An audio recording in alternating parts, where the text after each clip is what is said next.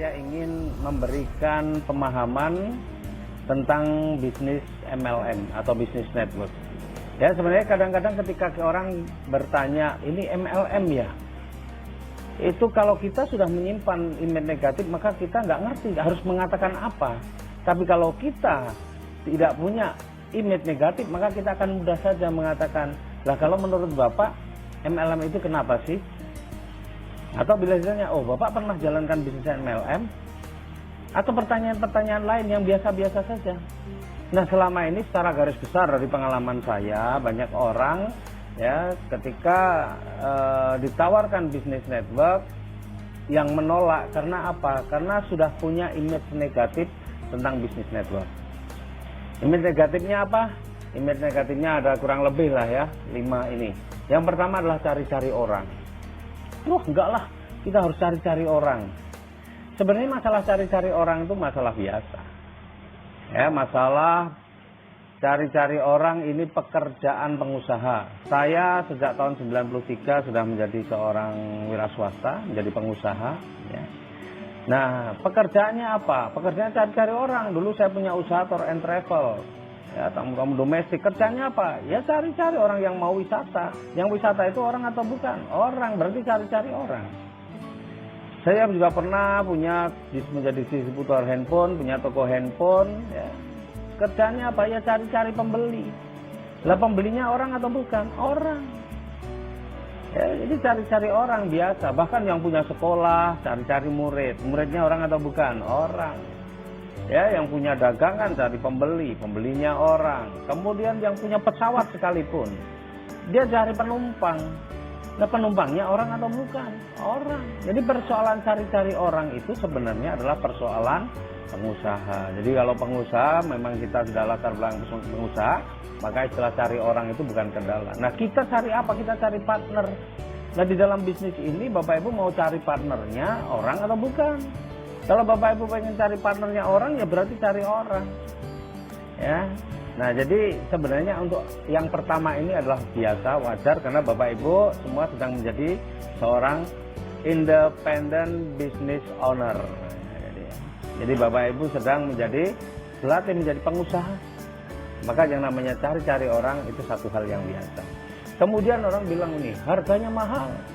Ya, kita tahu di pasaran itu untuk produk yang hampir sama pun harganya bervariasi. Contoh obat ada obat generik, ada yang bukan generik. Harganya wah beda jauh. Bapak Ibu beli mobil, sama mobilnya, tapi setiap mobil harganya beda-beda. Ada yang mulai harga cuma ratusan juta, ada yang sampai miliaran. Jadi kalau bicara harga, itu sebenarnya sangat relatif. Harga itu mahal atau tidak, itu harus dikorelasikan dengan manfaat. Nah, alhamdulillah produk kita ini manfaatnya luar biasa. Jadi orang pakai produk kita, maka tinggal dikorelasikan. Uang yang kita keluarkan ini, ya sesuai nggak manfaatnya? Sebanding nggak dengan manfaat yang akan dirasakan? Alhamdulillah manfaatnya jauh lebih besar daripada uang yang dikeluarkan. Jadi untuk bicara mahal atau tidak itu sangat relatif, ya tergantung apa? Tergantung dari manfaat yang atau benefit yang kita terima dari angka atau uang yang kita keluarkan. Nih, kemudian tutup poin. Ya memang di bisnis itu hanya akan berjalan dengan baik ketika apa? Ketika juga terjadi pembelanjaan. Ya, nah, tetapi di bisnis kita, ya di BTBS itu ada 3 plan A, plan B, plan C. Kalau untuk plan A, Bapak Ibu untuk dapatkan bonus sponsor, bonus pasangan, tidak perlu Bapak Ibu harus melakukan tutup poin. Tanpa tutup poin pun Bapak Ibu bisa dapatkan. Tetapi kalau untuk mendapatkan bonus di plan B, maka Bapak Ibu perlu tutup poin, karena bonus plan B ini adalah bonus dari repeat order. Nah, kalau Bapak Ibu tidak melakukan repeat order, maka Bapak Ibu nggak punya bonus plan B. Bonus plan B itu apa saja? Ya, bonus royalti generasi, royalti kepemimpinan, royalti prestasi. Itu Bapak Ibu hanya bisa dapatkan bonus di plan B itu kalau Bapak Ibu melakukan repeat order. Termasuk kalau Bapak Ibu di plan C bonus pengen dapat cruise, pengen dapat umroh gratis, ya maka Bapak Ibu juga perlu melakukan repeat order tutup poin. Tapi tutup poin kita sangat murah Bapak Ibu. Tutup poin kita ini ada 2. Repeat order kita ada 2, yang 350 atau yang 1.500.000. Jadi kalau Bapak Ibu tutup poin itu sebenarnya hanya untuk pembelanjaan pribadi, keperluan pribadi saja.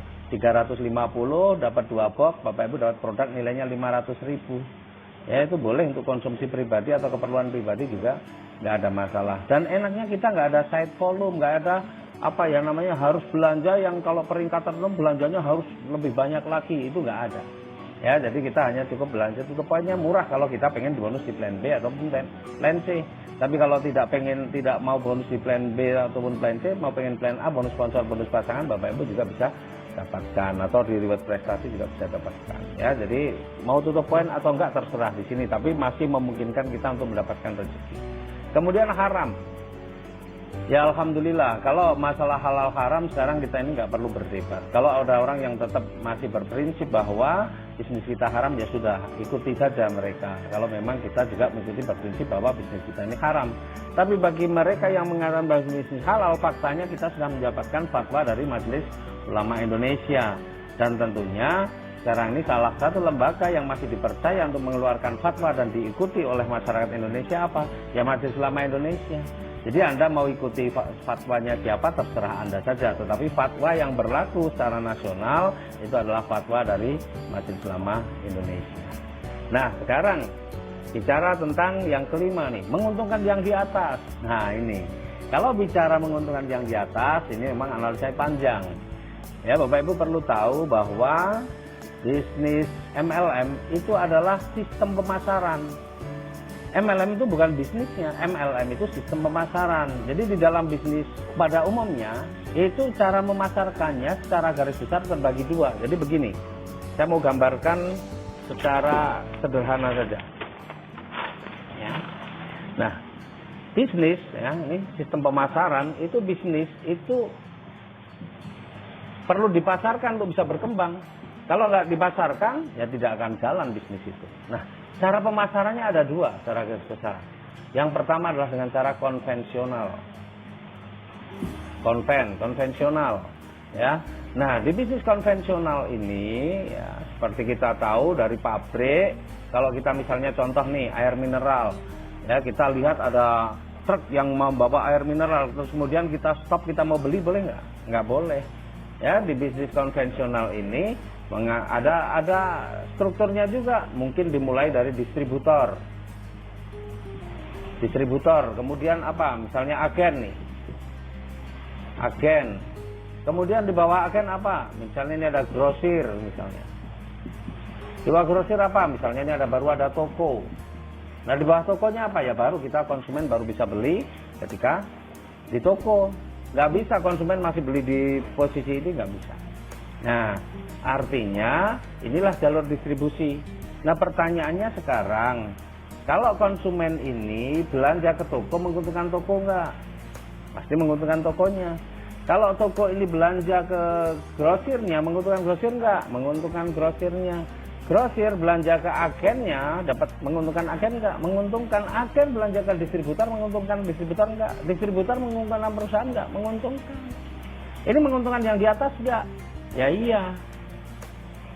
Ya, jadi menguntungkan yang di atas nggak hanya di bisnis network, bisnis MLM, bahkan di konvensional pun juga menguntungkan yang di atas. Nah, sekarang pertanyaannya, kira-kira nih toko ini laris tapi bisa mengalahkan grosirnya nggak?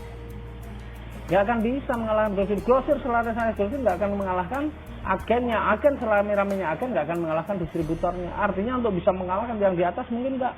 Ya, kemungkinan itu selalu ada, tapi kemungkinannya sangat kecil. Dan kalau kita lihat, ya, kalau kita berbisnis konvensional ini modalnya besar nggak? Kalau pengen hasilnya besar, pasti modalnya besar. Resikonya besar nggak? Wah, luar biasa, resikonya juga besar. Makanya sebenarnya di bisnis konvensional ini, ya saya sendiri pelaku konvensional, banyak orang yang kemudian kelihatannya penghasilannya besar, tapi ending-endingnya pada bangkrut, rumah disita, keluarganya berantakan, ada yang masuk penjara dan sebagainya. Ada nggak kita pernah dengar orang yang, wah saya trauma dengan konvensional? Nggak ada. Mereka tahu bahwa resiko berbisnis itu selalu ada seperti ini. Bahkan resiko yang dipertaruhkan itu bukan hanya sekedar uang puluhan juta, miliaran. Bahkan rumahnya dijadikan agunan, apa yang dia punya jadi keagunan. Ya, sehingga sering kita lihat orang yang tadinya kaya raya tiba-tiba bangkrut. Kenapa? Karena dia menjalani dengan pinjaman, hutang uang pinjaman, dan ternyata bisnisnya mengalami kendala sehingga apa? Berisiko terhadap banyak. Ya, jadi ini modalnya besar, risikonya besar. Yang bawah menguntungkan yang di atas, iya. Yang bawah mengalahkan di atas, agak sulit. Nih, bisnis konvensional. Jadi menguntungkan yang di atas, bukan monopoli dari bisnis MLM. Bahkan sebenarnya nih, orang bekerja juga itu menguntungkan yang di atas. Seandainya Bapak Ibu jadi karyawan, kalau Bapak Ibu rajin, menguntungkan nggak kepala seksinya? Ya, kepala saya beruntung. Kalau kepala seksinya karyawannya pada nggak jalan semua, kepala seksinya bisa dicopot jabatannya. Kepala seksinya bekerja dengan baik, menguntungkan kepala dinas misalnya. Kepala dinasnya bekerja dengan baik, mungkin bisa menguntungkan pejabat di atasnya. Ya, karena semua itu, sistem itu memang begitu, Bapak Ibu. Nah, jadi ada masalah apa dengan kita menguntungkan yang di atas? Sebenarnya nggak ada masalah, karena sesungguhnya memang sebaik-baik manusia itu yang memberikan manfaat bagi orang lain. Nah, kalau kita memberikan manfaat pada orang lain, maka sebenarnya tidak perlu juga kita mempersoalkan. Ya. Nah, pertanyaan yang paling utama itu mestinya itu merugikan atau tidak. Nah, nanti kita lihat bisnis kita merugikan atau tidak. Ya, jadi masalah menguntungkan yang di atas, lagi ini bukan monopoli bisnis network, tapi ini bisnis konvensional juga menguntungkan yang di atas. Kemudian bisnis ini juga akan dipasarkan yang kedua dengan cara apa? Dengan cara network jaringan. Banyak nggak bisnis dipasarkan dengan cara jaringan? Wah, luar biasa, banyak sekali. Ya, tapi secara garis besar juga boleh kita bagi dua juga. Di sini ada yang namanya franchise. Di sini ada yang namanya MLM. Ya. Nah, franchise contohnya apa? Banyak sekali. Mulai dari restoran yang difranchise-kan, lembaga pendidikan yang difranchise-kan, minimarket yang difranchise-kan. Ya, itu modalnya besar nggak? Modalnya juga besar. Resikonya juga pasti besar. Ya. Nah, franchise ini juga tidak bisa Bapak Ibu, misalnya satu restoran internasional, Bapak Ibu langsung datang ke pusatnya pengen ambil franchise di kota Anda. Nggak akan bisa. Kenapa? Karena di franchise ini juga sudah ada penguasa tingkat nasionalnya, sudah ada. Franchisor tingkat nasional juga ada.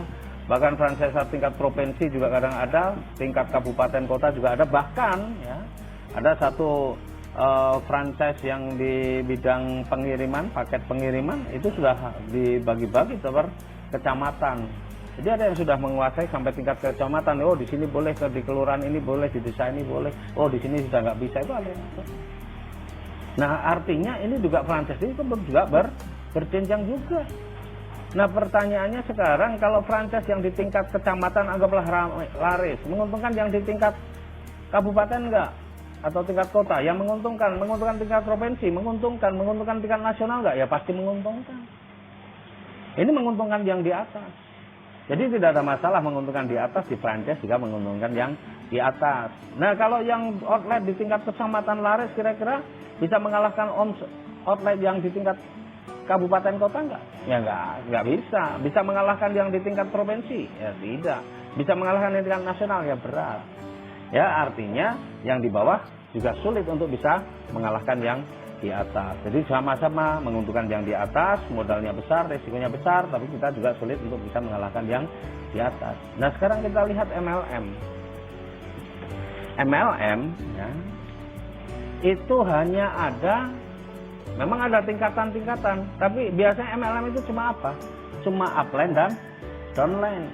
Nggak ada upline tingkat nasional, upline tingkat provinsi, upline tingkat kecamatan, nggak ada. Ya, cuma upline dan downline. Nah, pertanyaannya sekarang di MLM itu sebenarnya modalnya besar apa kecil? Hampir di semua MLM yang resmi, ya, yang resmi itu modalnya kecil, paling cuma jutaan. Nggak ada yang ratusan juta, miliaran, nggak ada. Paling cuma jutaan saja. Ya, ada yang ratusan ribu, macam-macam lah. Tapi modalnya kecil, sangat terjangkau. Berarti kalau modalnya kecil, resikonya juga kecil. Kalau resikonya kecil, berarti sebenarnya ini aman kalau kita mau berbisnis karena resikonya kecil. Nah, di MLM ini, ya, ini ada upline, kita kenal hanya istilah upline dan downline. Nah, kalau ketika downline ini berjalan atau menjalankan bisnis dengan bagus, menguntungkan upline enggak? Ya pasti menguntungkan upline. Tapi pertanyaan kedua, bisa enggak downline mengalahkan upline? Wow, sangat bisa, dan itu banyak sekali terjadi di bisnis MLM apapun, bahwa downline mendahului baik prestasinya, peringkatnya, rezekinya lebih besar daripada upline-nya. Itu banyak sekali. Tapi sering nggak kita dengar, wah trauma MLM? Sering. Kenapa justru untuk modal yang kecil, resiko kecil, tapi banyak orang trauma?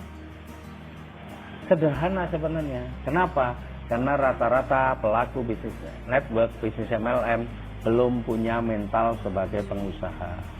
Kalau sudah punya mental pengusaha, sebenarnya nggak ada bahasa trauma ini. Dan trauma itu kan sebenarnya adalah satu manifestasi dari ketidakmampuan dia mengambil pelajaran dari sebuah kejadian. Kalau dia mampu mengambil pelajaran dari sebuah kejadian, sebenarnya tidak pernah ada trauma. Nah, sekarang yang kita harus pahami, ya, jumlah MLM itu begitu banyak. Di Indonesia juga sangat banyak jumlah MLM yang resmi, yang legal, belum ditambah yang nggak legal. Ya, maka kalau pilih bisnis network, ya yang pasti kan legalitasnya lengkap. Jangan asal pilih-pilih saja.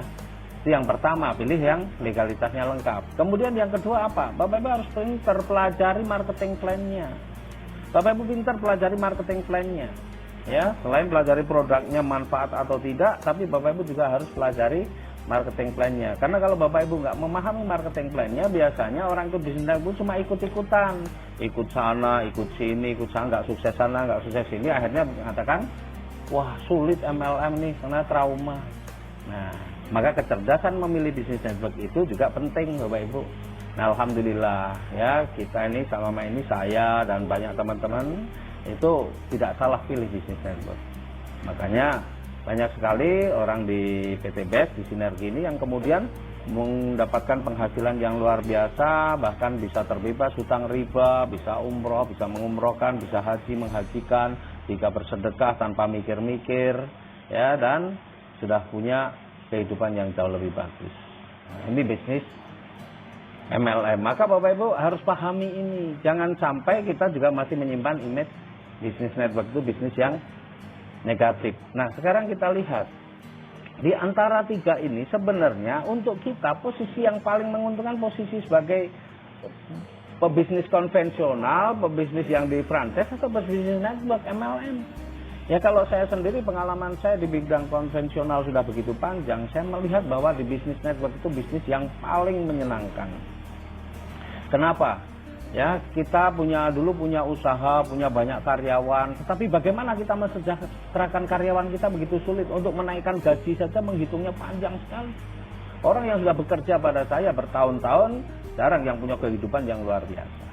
Tapi yang menarik di bisnis network ini, ya, kita jalankan bisnis kita yang tidak perlu waktu lama, terutama di PT BEST. Ini ternyata banyak sekali tim saya ini yang kemudian punya kehidupan yang jauh lebih bagus. Tidak perlu bertahun-tahun, bahkan hanya kurang dari 1 tahun juga sudah banyak, yang 1 tahun juga banyak, ya. Nah, artinya apa? Di bisnis network ini kita bisa mengangkat harkat martabat seseorang, ya. Tetapi sekali lagi, Bapak Ibu harus pintar memilih bisnis jaringannya. Oke. Nah, nanti bagaimana kita melihat analisa bisnis?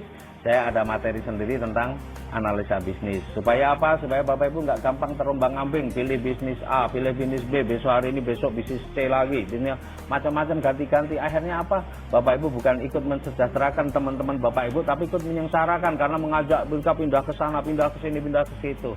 Akhirnya mereka nggak pada sukses, cuma capek. Sehingga akhirnya kalimat, kapok saya, trauma saya dengan MLM itu akan muncul. Maka cerdaslah memilih bisnisnya. Oke, terima kasih. Salam sinergi, go berkah, no riba. Billahi taufiq wal hidayah. Assalamualaikum warahmatullahi wabarakatuh.